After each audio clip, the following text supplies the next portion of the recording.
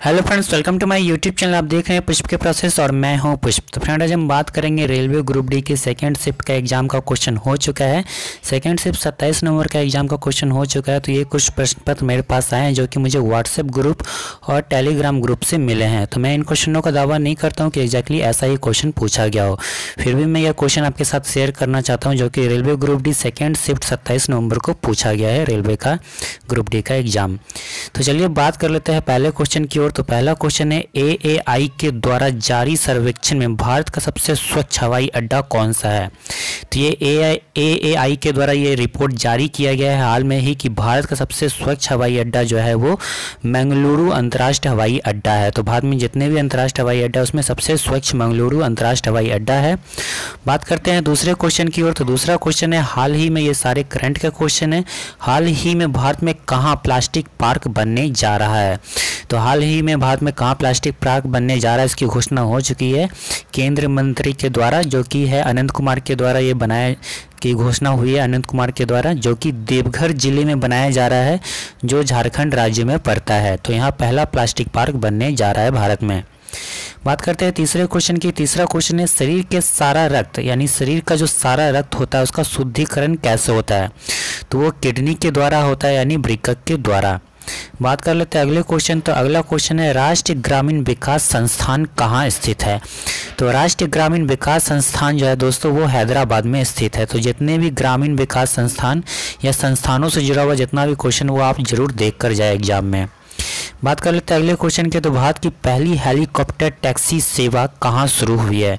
जी हाँ दोस्तों, ये भारत में पहली बार हो रहा है कि भारत में पहली हेलीकॉप्टर टैक्सी सेवा शुरू हो चुकी है जो कि बेंगलुरु में चल रही है। बेंगलुरु में इसका आंसर होगा, बेंगलुरु। बात कर लेते हैं अगले क्वेश्चन। तो अगला क्वेश्चन है, 23वें यूरोपीय संघ फिल्म महोत्सव कहाँ हुआ है। तो 23वां यूरोपीय संघ फिल्म महोत्सव जो है वो नई दिल्ली भारत में हुआ है और ये मेरे ख्याल से जून 2018 में हुआ है, 24 जून शायद या 24 जून 2018 को हुआ है। 23वां यूरोपीय संघ फिल्म महोत्सव नई दिल्ली में हुआ है। तो भारत ने इसकी मेजबानी की थी। बात कर लेते हैं अगला क्वेश्चन। तो अगला क्वेश्चन है, ओजोन परत किस मंडल में मौजूद है। तो ओजोन परत जो है वो समताप मंडल में मौजूद है। बात कर लेते हैं अगला क्वेश्चन। तो अगला क्वेश्चन है, दिल्ली सल्तनत, जी हाँ दोस्तों, दिल्ली सल्तनत का आखिरी शासक कौन था यानी अंतिम शासक कौन था। इब्राहिम लोदी इसका आंसर होगा। तो दिल्ली सल्तनत का आखिरी शासक जो है वो इब्राहिम लोदी था। बात कर लेते हैं अगला क्वेश्चन जो कि साइंस से है, यानी शरीर में विटामिन के का निर्माण कैसे होता है। तो विटामिन के का निर्माण जो है वो कोलन में बैक्टीरिया के द्वारा होता है। बात कर लेते हैं अगला क्वेश्चन। तो अगला क्वेश्चन है, साइबर स्पेस शब्द का संबंध किस विषय से है। तो साइबर स्पेस जनरली कंप्यूटर से जुड़ा होता है, तो ये कंप्यूटर इसका आंसर होगा, कंप्यूटर विषय से। बात कर लेते हैं अगला क्वेश्चन। तो अगला क्वेश्चन है, केंद्रीय मंत्री प्रकाश जावड़ेकर यानी कि केंद्रीय मंत्री प्रकाश जावड़ेकर ने भारतीय राष्ट्रीय डिजिटल पुस्तकालय लॉन्च की है और ये कहाँ लॉन्च की है, किस शहर में। तो इसका आंसर होगा नई दिल्ली में। तो नई दिल्ली में ये लॉन्च किया गया है डिजिटल पुस्तकालय जो कि भारतीय राष्ट्रीय डिजिटल पुस्तकालय कहलाती है।